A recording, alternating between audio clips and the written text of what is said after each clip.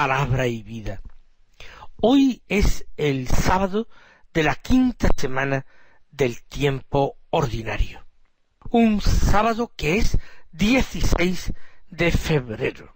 Ya hemos atravesado el ecuador de este mes. Los días pasan, las semanas pasan, nuestra vida pasa.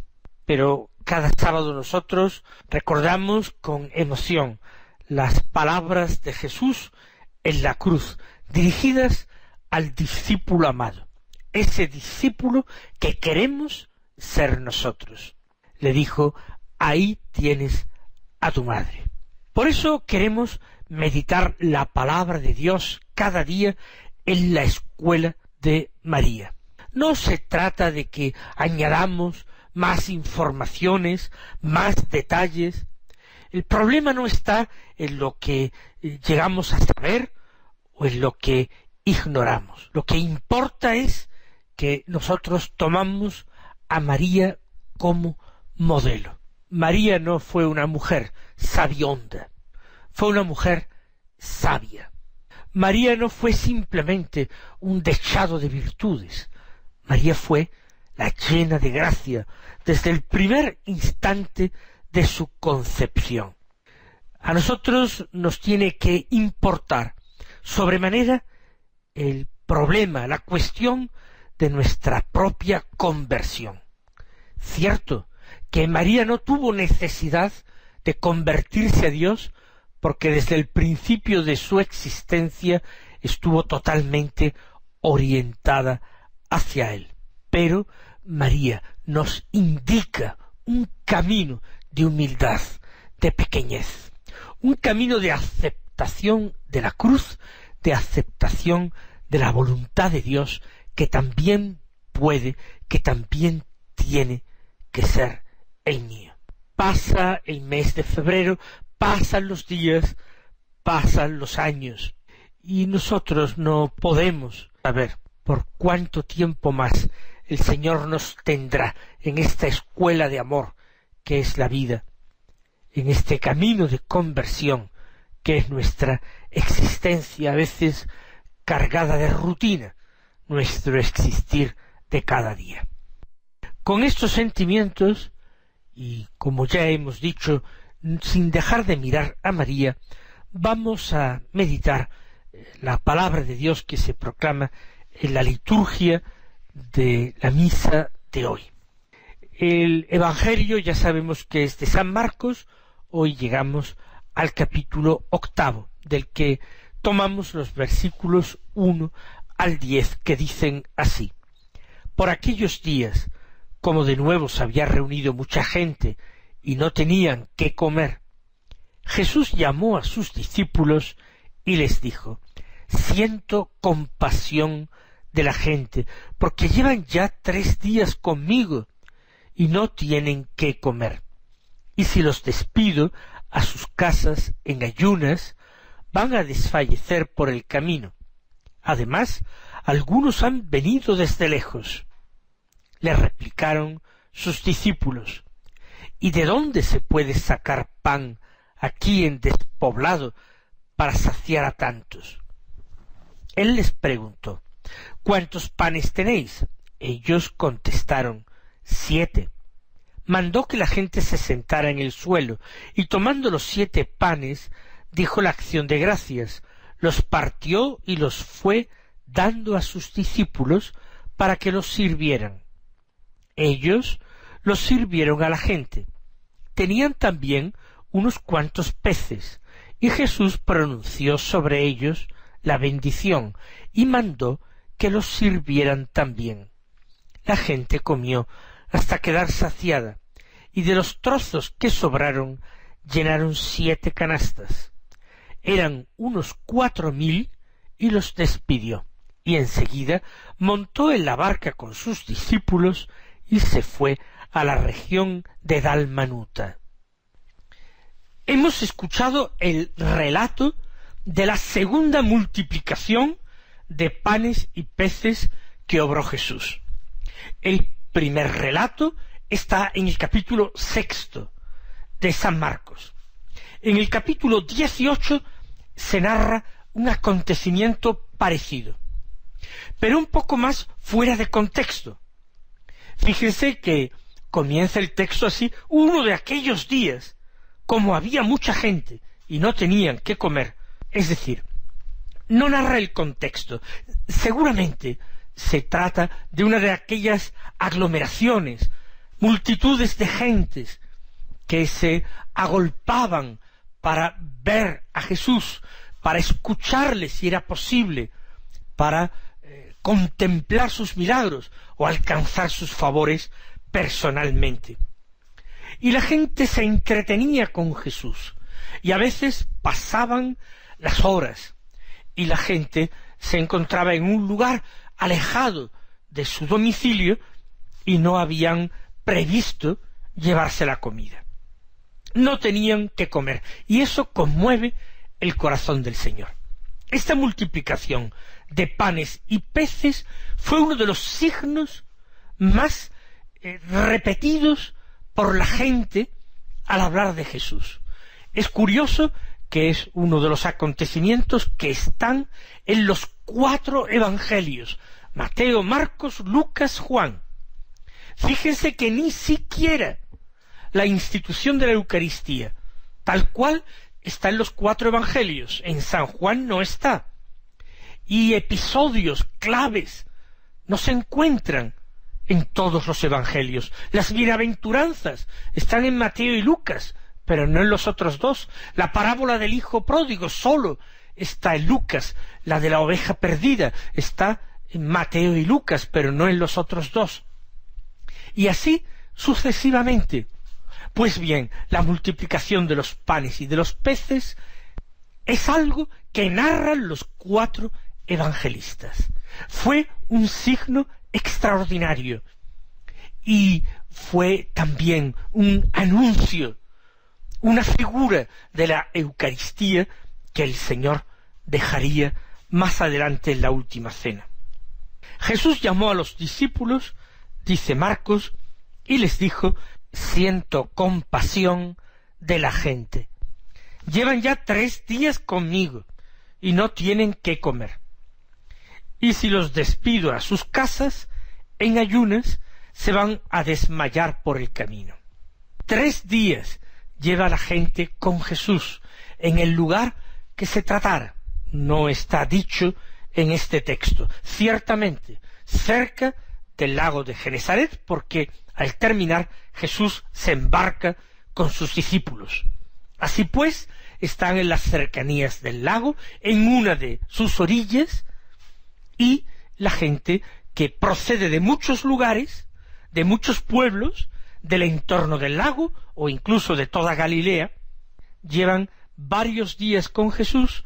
Si llevaban provisiones se les han agotado, y Jesús dice: si yo ahora los despido, que se vayan a sus casas a comer, aquellos que viven más lejos van a desmayar por el camino.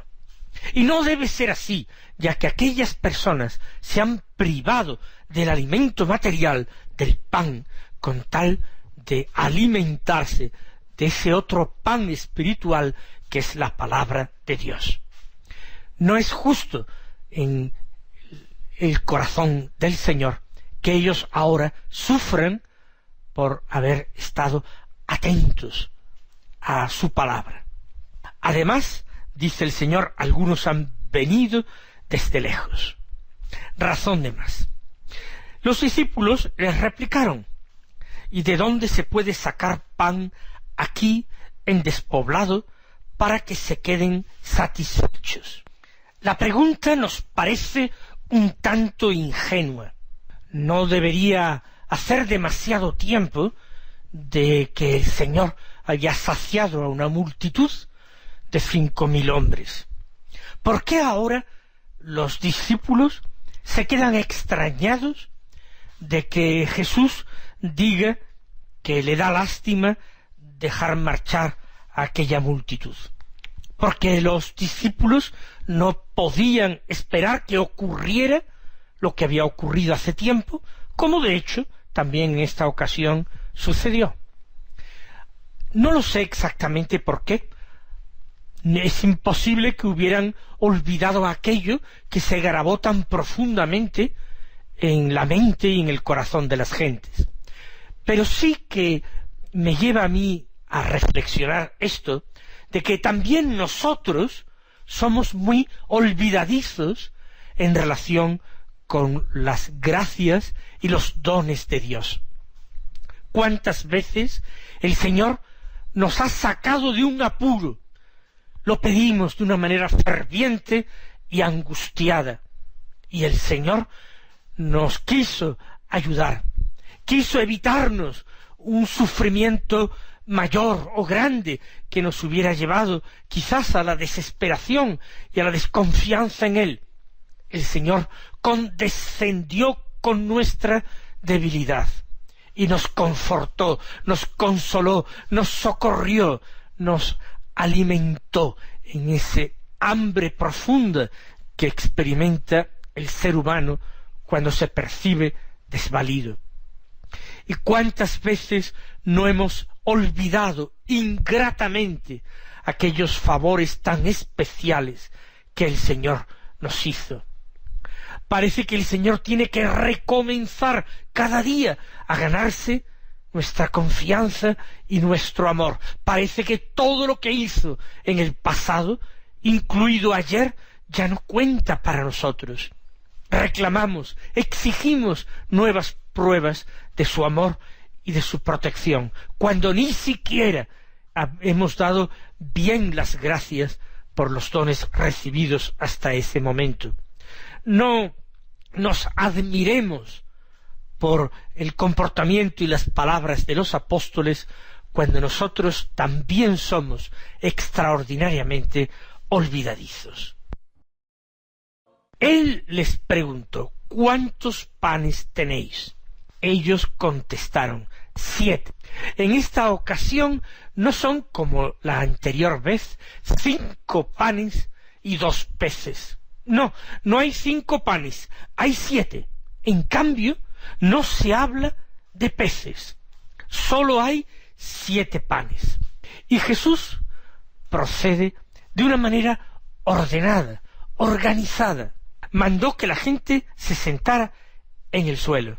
Él tomó los 7 panes, pronunció la acción de gracias, los partió y los fue dando a sus discípulos para que los sirvieran. Actúa Jesús como el buen padre de familia, que es sentado a la mesa con todos sus hijos. Él bendice el alimento y a continuación lo parte para repartirlo entre todos. Hay un orden establecido. La gente se ha sentado dócil al mandato de Jesús. Comer no es simplemente satisfacer una necesidad orgánica. Comer entre personas es mucho más. Compartir el pan significa convertirse en compañeros.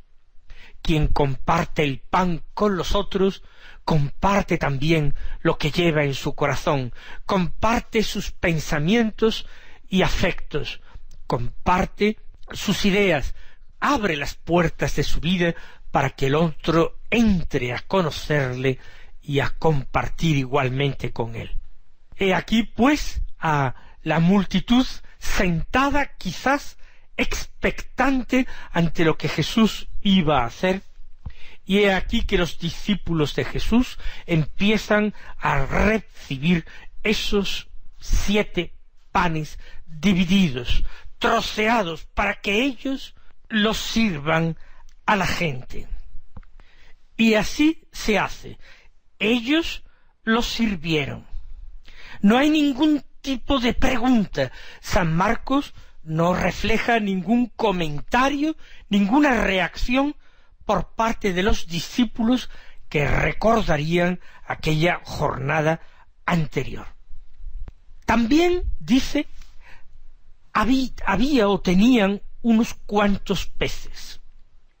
Jesús los bendijo y mandó que los sirvieran también. Nos parecería como si Marcos hubiera olvidado este detalle, los peces. algo que estaba en el menú de la comida de la primera multiplicación. Ahora no se nos dice el número. Los panes son 7 esta vez, los peces un número indeterminado. Junto al lago era normal que hubiera algún pez que se llevara, quizás en cestos de mimbre y envueltos en hojas frescas, para evitar que se estropearan o fueran atacados por insectos. Allí están los apóstoles de nuevo repitiendo aquel mismo servicio que habían prestado hace algún tiempo. La gente comió hasta quedar satisfecha. No resulta esto excesivamente difícil. Para la gente comer gratis es siempre una alegría. El recuerdo de la maldición bíblica, comerás el pan con el sudor de tu frente, parece que en estas circunstancias queda cancelada y la gente se alegra de recibir el alimento necesario para la vida sin haberse esforzado por conseguirlo. La gente come hasta quedar satisfecha. Parece que se olvida por algún tiempo la enseñanza que el Señor les ha estado impartiendo. Ahora están centrados en ellos mismos, en este alimento mucho más material. Y de los trozos, dice San Marcos, que sobraron, llenaron 7 canastas. De 7 panes, una vez que se han saciado la multitud, se llenan 7 canastas de sobras. Varían los números. Puede ser que estos números tengan un significado simbólico, sin lugar a dudas. 7 es el número de todos los hombres, no sólo del Israel de Dios. Son 7 los diáconos que los apóstoles establecen precisamente para atender a las viudas de lengua griega. Es un número de plenitud que hace referencia a la totalidad de todos los hombres. El festín que prepara el Señor no es un festín solamente para el pueblo de Israel.